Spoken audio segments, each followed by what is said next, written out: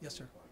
Let's talk about Bill 1912 for a second. At the press conference about an hour ago, just talking about Councilwoman Irvin, and she expressed concern over the fact that that it was pulled from the agenda tomorrow. Yes. And also said that she thought part of the reason was that you were feeling some pressure from entities who just did not want to see this this bill passed. The only pressure I felt was from a majority of my colleagues who came to me and said they felt that there was more time necessary in order to explore potential amendments. I represent the will of the body. I'm president of the council. My own position with respect to this has been clear from the beginning. I'm not a supporter of this legislation. Why not? Well, one, I would say to you that I have not been shown that custodial staff, low-income workers, we have a lot of low-income workers in Montgomery County. We have custodial staff. We have wait staff. We have lots of low-income workers in our county. The case has never been made to me as to why one small subsection of our low-income workforce is entitled to protections that a wait staff doesn't have. And I pushed for examples, apocryphal situations, as to what has happened that justifies this. And over the course of many years, they have pointed to one particular situation. So, one, I haven't been convinced that it is a serious problem in Montgomery County that demands a solution. Two, I haven't been able in my own mind to understand why it is that this subset of low-income workers deserve protection that no other low-income workers should get.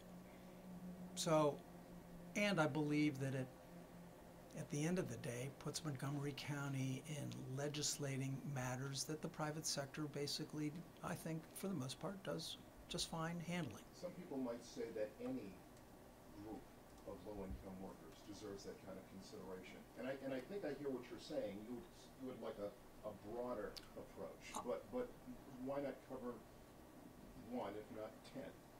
Well, because quite frankly, I haven't seen the need to cover even the one. So, for example, this bill has been applied to hotel workers in Los Angeles. It's applied to other workers other places. It has been applied where a particular union has come forward and said, we want you to pass this. And I understand, I actually think SEIU is a great union. And I think they do good work. I don't think this is good public policy. And I don't think it's my role as a legislator to assist a union in its organizing efforts. And quite frankly, I believe that that's what this is. This is to help SEIU in organizing. And so I get that they're a good union. I want them to be successful, but I don't want to adopt what, in my judgment, is bad public policy to assist them. And I haven't been convinced that on a policy level, this is the right thing to do. So going full circle, it's safe to say that you pulled it from the agenda yesterday, not only because of the sentiments of your colleagues, but also your sentiments as No, well. I would not. Let me be real clear with you. I was prepared to vote. I put it on the agenda, notwithstanding the fact that the committee was meeting today on it, which was extraordinary in and of itself. And let me make one other observation.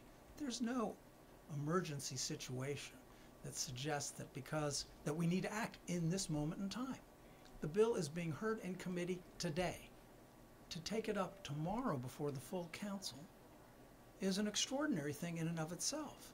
So you ask yourself, is this the way responsible legislators legislate, to go about their business, taking a controversial issue that's being acted on by a committee on Monday and bringing it immediately to the full council on Tuesday? There are times when we need to do that. In my judgment, this isn't one. This isn't an emergency situation calling out for, we've got to act in this moment. We're going on recess. People wanted time to explore amendments. I think that's a reasonable request. This has nothing, let me make it real clear, nothing to do with me. I would vote against this if it were taken up tomorrow, and I'd be very comfortable. I've been clear about that from the beginning. But when a supermajority of my colleagues come to me and say they are not ready to vote on this matter, that's my job as council president.